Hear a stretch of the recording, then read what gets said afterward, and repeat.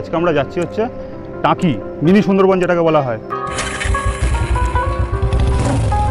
পাঁচটা নদী আছে, দেখুন এদিকে একটা নদী গেছে আর ওপার দিয়ে একটা নদী গেছে, ওই নদীটা হচ্ছে আমোদপুরের দিকে শেষ হয়ে গেছে। মালঞ্চ ব্রিজটা কি এমন একটা জায়গায় যেখানে পাঁচটা নদীর সংযোগস্থল এখানে বলা যেতে পারে। সে দেখি দূর থেকে একটা ছেলে এসছে, এরকম হাত বাড়িয়েছে, হাত বাড়িয়ে ক্যামেরাটা নেবে বলে। তো ওরা আগিয়ে গিয়ে কিছুটা গিয়ে দাঁড়িয়ে রয়েছে, দাঁড়িয়ে গিয়ে আবার বলছে ঘোরা ঘোরা, মানে ওরা রিটার্ন করে আবার এসে ক্যামেরাটা চুরি করার ধান্দা। কারণ এই যে জায়গাটা রয়েছে, এই জায়গাটা হচ্ছে বাংলাদেশ আর ভারতবর্ষের মধ্যবর্তী এলাকা। তো তিনটে মোহনা দেখাবে, তা মোহনা পর্যন্ত যাওয়া যাবে না দাদা? এই রাস্তাটা ধরেই না? তবে এখান থেকে বাংলাদেশে যাওয়া খুবই, মানে দেখে মনে হয় খুবই সহজ, যে এটা সাঁতার কেটে পার হয়ে যাবো আর ওপর বাংলাদেশে চোরাবাজারি করতে পালিয়ে যাবো। এক্সপ্লোর উইথ রাজু দর্শক বন্ধুদের আরও একবার জানাই স্বাগত। আজকে আমরা যাচ্ছি হচ্ছে টাকি মিনি সুন্দরবন যেটাকে বলা হয়। আমি দেখাচ্ছি, এখন রয়েছে যেখান থেকে মালঞ্চ হচ্ছে 27 কিলোমিটার, আর গদখালি হচ্ছে এখান থেকে 82 কিলোমিটার। এই যে সাইনিং বোর্ড টানানো রয়েছে ওখানে লেখা রয়েছে। তো সঙ্গে থাকুন, দেখতে থাকুন আজকে জার্নিটা আমাদের কেমন হচ্ছে। আর আমরা যাচ্ছি আজকে এই আমার হিরো নাম্বার 2কে নিয়ে।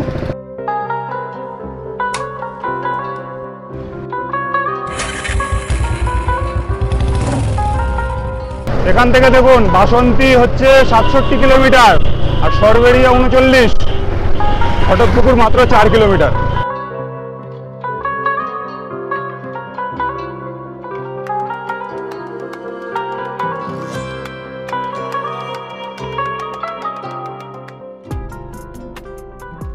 এটা হলো মালঞ্চ বাজার, বেশ জমজমাট।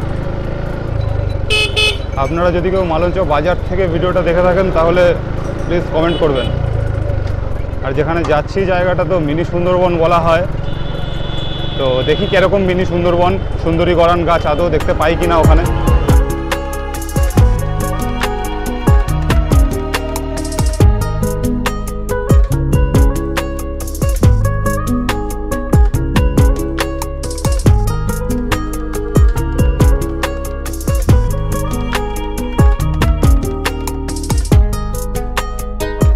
হচ্ছে এখন মালঞ্চ ব্রিজের ওপরে, এই দেখছেন মালঞ্চ ব্রিজ খুব সুন্দর, একদম পরিষ্কার পরিচ্ছন্ন।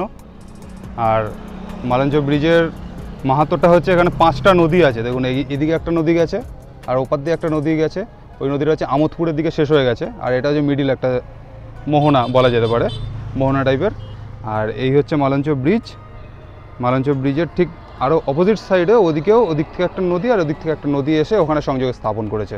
মালঞ্চ ব্রিজটা আর কি এমন একটা জায়গায় যেখানে পাঁচটা নদীর সংযোগস্থল এখানে বলা যেতে পারে। আর এই দেখুন এখন মোটামুটি মনে হচ্ছে জোয়ার নেই, ওখানে একটা ফেরিঘাট রয়েছে দেখুন। আর চারিদিকে এখানে ইট ভাটা, প্রচুর ইট ভাটা, এই একটা ওই একটা ওই একটা ওই আরও দূরে, চারিদিকে যত দূরে দেখতে পাচ্ছি তত ইট ভাটা। রেস্ট হয়ে গেছে আর গাড়িও রেস্ট পেয়ে গেছে। এবার যাই আমাদের উদ্দেশ্যে।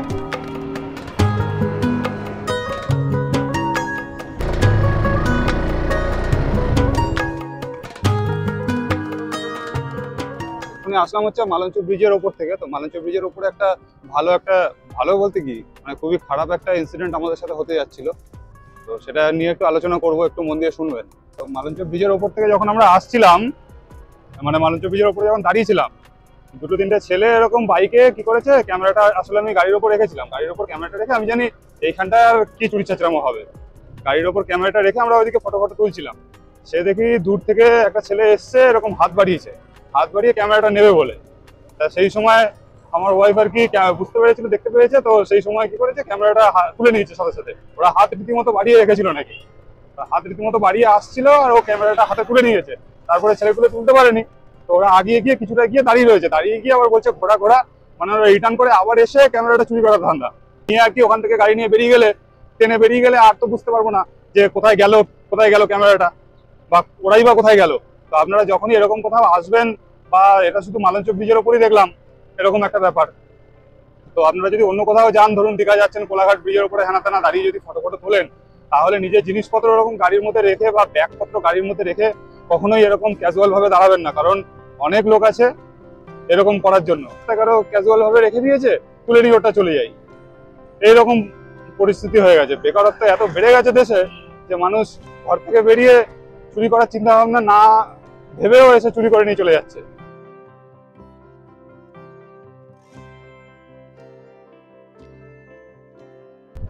আর গাড়ি নিয়ে এইসব দিকে তো তাড়া করে লাভ নেই। আর আপনি যদি তাড়া করে পেয়েও যান তাকে, তাহলে তো এই এলাকায় তো আপনি তার সাথে পার পাবেন না, কারণ এই এলাকা তার, এখানে লোকজন তার।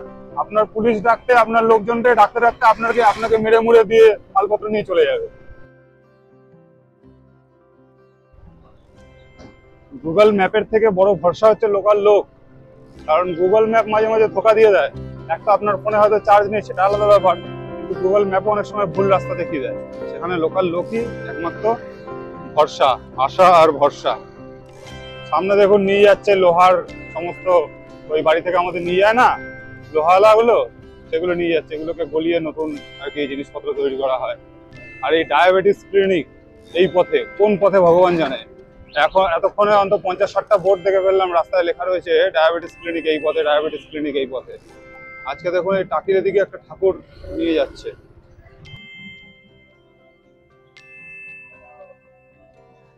পুরো আপনি দাঁড় করিয়ে দিয়ে যাবেন ওরকম ভাবে? আমি ভাবলাম গাড়ি ফাড়ি পার করবে হয়তো, তাই জন্য আমাকে দাঁড় করাচ্ছে। দেখুন ঠাকুর, দেখুন চক্ষুদান হয়নি এখনো ঠাকুরটা। জয় মা দুর্গা। টাকি পৌরসভা, টাকি পৌরসভার মাঠে দেখুন প্যান্ডেল হচ্ছে, আর এই প্যান্ডেলেই সম্ভবত এই ঠাকুরটা আসছে। বলতে পারবো না, অন্য কোথাও যেতে পারে, সম্ভবত এখানেই আসছে, কারণ এর মধ্যখানে আর কোনো কোথাও প্যান্ডেল দেখলাম না। টাকি রুরাল হসপিটাল।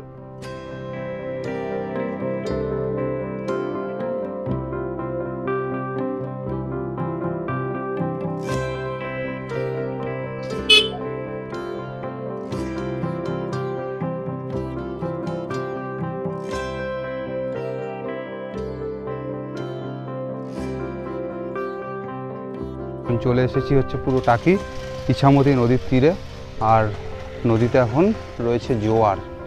এখানে সুন্দর বসার জায়গা টায়গা রয়েছে, এখানে সুন্দর বসার জায়গা রয়েছে।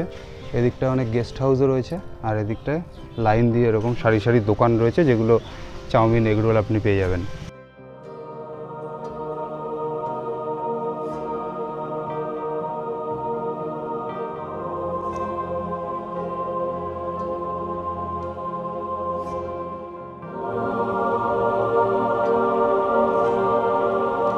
যাবো হচ্ছে মোহনার দিকে। মোহনাটা হচ্ছে এই যে ইছামতি নদী, এই ইছামতি নদী ধরে গা ধরে একদম পুরো ওই শেষের দিকে হচ্ছে মোহনাটা। এখান থেকে 5 কিলোমিটার মতো। নিয়ে চলে এলাম চাউমিন, এই যে এক চাউ। ক্যামেরাম্যানকে রিকোয়েস্ট করবো যে একটু ডিটেলসে দেখিয়ে দিতে। দোকানে বসেও খাওয়া যেত, খাওয়ার জায়গা ছিল, কিন্তু এখানে বসে খাই দেখি গঙ্গা দেখতে দেখতে, এই সরি ইছামতি নদী দেখতে দেখতে। ইছামতি নদীর তীরে দাঁড়িয়ে দাঁড়িয়ে এই এক চাউ নিয়ে, আর ওই দেখুন একটা ভ্যাসেলে করে বাঁশ পার হচ্ছে। এই নদীটা খুব একটা মানে চলাচল করে না, নৌকা বা জাহাজ খুব একটা চলাচল করে না। আমরা এতক্ষণ এই 20-25 মিনিট মতো হলো একটা নৌকা দেখতে পাইনি। ওই কয়েকটা ওখানে দাঁড়িয়ে রয়েছে নৌকা। দেখুন যে সমস্ত বোটগুলো রয়েছে, ইন্ডিয়ার ফ্ল্যাগ দেওয়া রয়েছে। আমি একটু জুম করে দেখানোর চেষ্টা করছি। এই দেখুন ইন্ডিয়ার ফ্ল্যাগ লাগানো রয়েছে। তো এরা মাছ ধরতে ধরতে যাতে বাংলাদেশে না চলে যেতে পারে, সেই কারণেই বাংলাদেশে চলে গেলে তখন বাংলাদেশের লোকরা দেখবে যে ইন্ডিয়ার ফ্ল্যাগ রয়েছে, ওদের লোকরা বাংলাদেশি পতাকা থাকবে, এরকম তার কারণে ওরা ফ্ল্যাগ দিয়ে রেখেছে। কারণ এই যে জায়গাটা রয়েছে, এই জায়গাটা হচ্ছে বাংলাদেশ আর ভারতবর্ষের মধ্যবর্তী এলাকা, একদম বর্ডার। টাকির রোড, আর এই হচ্ছে ইছামতি নদী, আর এই যে জমিটা দেখা যাচ্ছে ওই দূরে যে স্থলভাগটা, এইটা হচ্ছে বাংলাদেশ। আপনি যদি সাঁতার কেটে ওই পারে চলে যান তাহলে আপনি বাংলাদেশে চলে যাবেন। আর যে ওই যে বোটগুলো রাখা রয়েছে ওইখানে, ওই বোটগুলো বাংলাদেশের বোট। একটা স্পাইট কিনেছিলাম, সে স্পাইটের প্রিন্ট রয়েছে 35 টাকা, সরি প্রিন্ট রয়েছে 30 টাকা, আর ওর থেকে নিয়েছে হচ্ছে 35 টাকা। সে আবার বলতে গেছে ওই দোকানে, কি বললো 5 টাকা ফেরত নিয়েছে, 5 টাকা নিয়ে এসছে। দেখুন 5 টাকা নিয়ে চলে এসছে। দেখুন এই সাইডে লাইন দিয়ে গেস্ট হাউস আছে, আর হোটেলও পেয়ে যাবেন এই ইছামতি নদীর তীরেই পরপর। আর এই যে রোডটা আছে, এই রোডটা দিয়ে এদিকে সোজা গেলে বিশ্ববাংলা টাকি পড়বে, তারপর আপনার ইছামতি কলেজ টাকি পড়বে। আর এই দিক দিয়ে সোজা গেলে হচ্ছে মোহনাটা, যেদিক দিয়ে অটো ফটো যাচ্ছে। তো আমরা এখন ওই গাড়িটা ওখানে রাখা রয়েছে, গাড়িটার ওখানে যাবো, গিয়ে গাড়িটা নিয়ে তারপরে ওই মোহনার ওদিকে যাব। এখানে দেখুন এলাকাটা, সামনে পুকুর, কত সুন্দর। এগুলো গেস্ট হাউসও আছে, নিজেদের বাড়িও আছে। এখানে সুলভ শৌচালয় রয়েছে, সুলভ শৌচালয় ওই যে সব 3 টাকা, স্নানও করা যাবে এখানে 10 টাকা দিয়ে। এই যে ট্রলারগুলো তখন দেখাচ্ছিলাম, ওই ট্রলারগুলো এখান থেকে, এটা ফেরিঘাট। আর ওখানে সব আর্মিটা দাঁড়িয়ে রয়েছে, আর্মি অ্যাক্টিভিটি দেখালাম না আর কিছু। এখানে যেহেতু এটা বর্ডার পুরোপুরি, তো সেই কারণে অনেক আর্মি এখানে থাকে।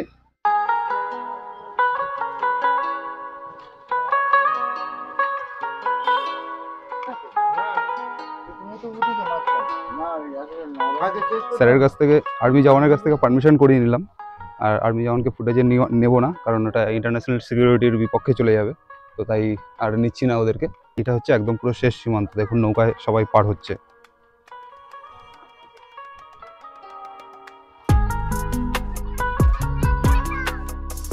একদম দাঁড়িয়ে রয়েছি ইন্ডিয়া বাংলাদেশের বর্ডারের একদম শেষ সীমানায়, 0 পয়েন্ট।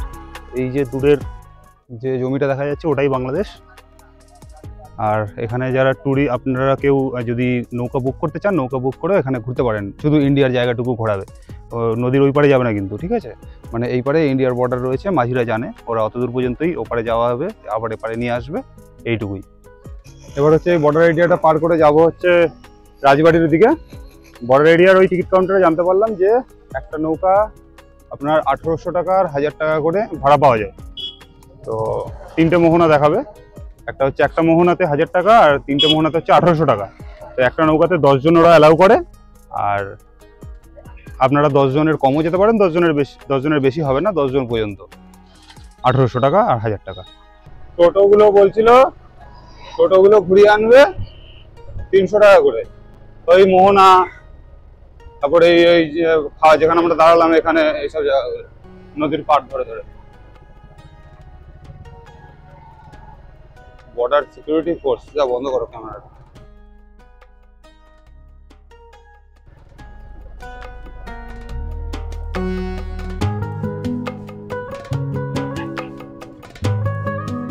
ইট ভাটা এসে, এই দেখো সব দৌড়াচ্ছে।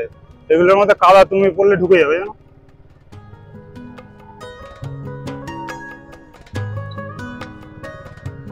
দেখুন এইদিকে আমার ডান সাইডে ইট ভাটা কত, এই গাড়িগুলো সব ইট ভাটাতে আসছে লোড হতে। আর এই বাঁ সাইডে সব কাদা, বকগুলোতে যাচ্ছে কিন্তু মানুষ যেতে পারবে না। আমি কতদূর যেতে পারবো জানি না, এটাই মনে হচ্ছে লাস্ট। জিজ্ঞেস করি একটু। মোহনা পর্যন্ত যাওয়া যাবে না দাদা? এই রাস্তাটা ধরেই না? দেখুন কত মাটি, এগুলো সব এই মাটিগুলো দিয়ে ইট তৈরি হয়। আর এই মাটিগুলো দিয়ে যদি আপনি পদ্ম লাগান না, দারুণ পদ্ম হবে কিন্তু। বাদিক না সোজা, বাদিক রাস্তা নেই। দেখছি ওনাকে জিজ্ঞেস করি। ওইখান তুমি বলছিলে ওইখান দিয়ে বাদিকে, ওইখান থেকে মাটির মধ্যে ঢুকে যাবো, খালার মধ্যে।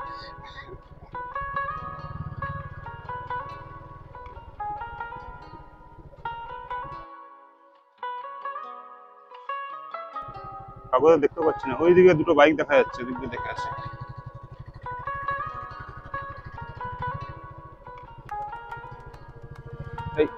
বন্ধ ভাই, মোহনাটা কোন দিকে? এইদিকে তো বন্ধ। দেখুন ওই দূরে সব চড়াচ্ছে, ছাগল চড়াচ্ছে। ওখান দিয়ে রাস্তাটা বন্ধ, ও বলছে এখান দিয়ে যাওয়া যাবে। দেখি এর ভেতর দিয়ে।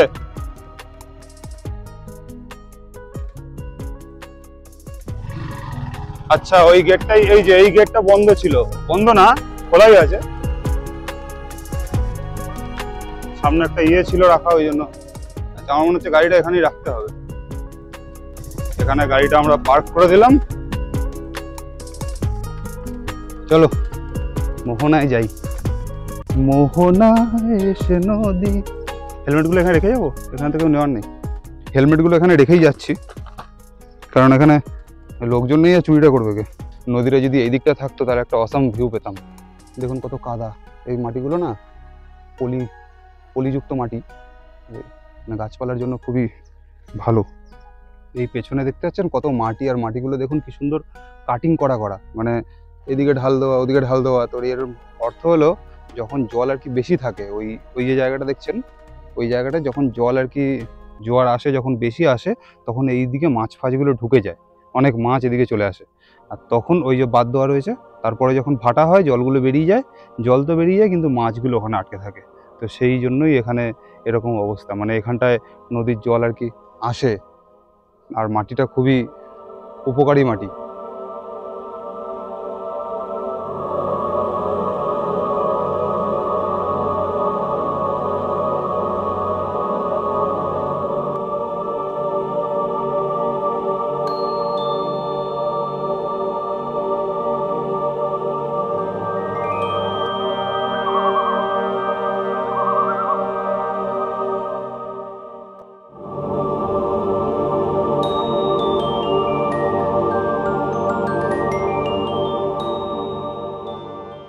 দেখুন ওই যে বোটগুলো বলছিলাম না তখন, যে 1000 টাকা 1800 টাকা করে ওই যে ঘোরাচ্ছে, এটা একটা মোহনা।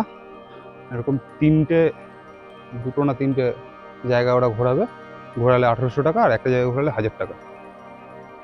আর এখান থেকে দেখুন যে জোয়ারের সময় যে জলগুলো ওখানে ভর্তি হয়েছিল, সেগুলো আস্তে আস্তে বেয়ে বেয়ে নদীতে চলে যাচ্ছে আবার।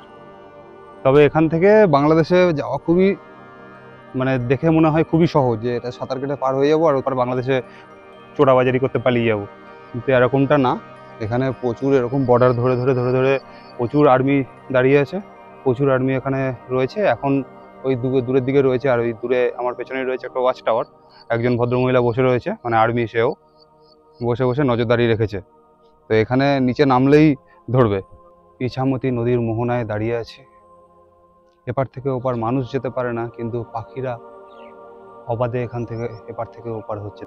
আসলাম, অনেকদিন কোথাও বেরোনো হয় না, সূর্য ধীরে ধীরে অস্ত যাচ্ছে, আমরা এবার বাড়ির দিকে রওনা দিই। ইন্ডিয়ার বর্ডার আপনাদেরকে দেখিয়ে দিলাম, চ্যানেলটাকে অতি অবশ্যই সাবস্ক্রাইব করবেন। আর এরকম টুকটাক এদিকে ওদিকে গিয়ে যেগুলো অচেনা জায়গা সেগুলোকে দেখানোর চেষ্টা করব। অনেকে এখানে আসেনি আমি জানি, কারা কারা আপনারা এসছেন, অনেক কম জন এসছে। যারা যারা এসছেন তারা প্লিজ কমেন্ট করবেন, আর যারা যারা আসেননি তারা কোনো সময় এখানে টাইম পেলে আসতে পারেন। এখানে টুকটাক আপনারা এখানে পিকনিকও করতে আসতে পারেন, কারণ প্রচুর খোলা জায়গা রয়েছে। দেখুন প্রচুর খোলা জায়গা রয়েছে, ওই ভেতর দিকে গিয়ে আপনারা এরকম নদীর ধারে ঠান্ডা ফুরফুরে বাতাসের মধ্যে পিকনিকও করতে পারেন।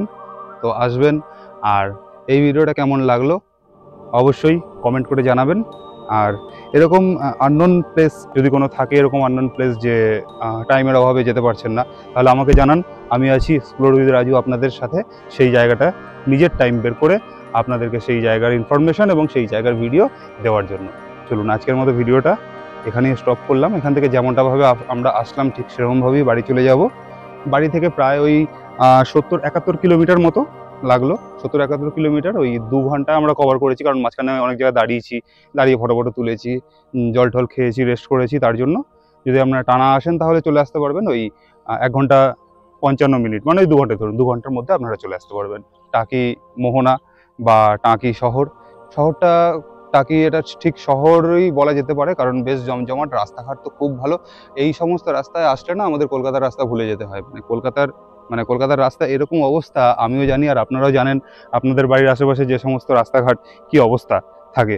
তো সেখান থেকে এই সমস্ত পরিবেশের এই সমস্ত জায়গার রাস্তাঘাট খুবই সুন্দর, একদম প্লেন। গলিগালার রাস্তাও খুব সুন্দর এখানকার। তো সেই দিক থেকে তো খুবই প্রভাবিত হলাম আমি। এই আল বরাবর আপনারা বসতে পারবেন, কিছুক্ষণ হ্যাং আউট করতে পারবেন। আর দেখুন এখান থেকে যে সমস্ত টুরিস্ট গাইড রয়েছে তারা বিভিন্ন লোকদের নিয়ে আসছে। বেশিরভাগ বাংলাদেশের লোকেরাই এখানে আসছে, বাংলাদেশের লোকেরা এসে এই জায়গাটা দেখছে, এই আল বরাবর বসে আছে, ফটো তুলছে। তারপর এই দিকটায় যাওয়া নিষেধ, এই যে কাঠের পোলটা রয়েছে, এই কাঠের পোল পার করা নিষেধ। এখানটা একমাত্র আর্মিরাই পার করতে পারবে। এদিকটায় যত ইচ্ছা তত লোকে ঘুরতে পারে।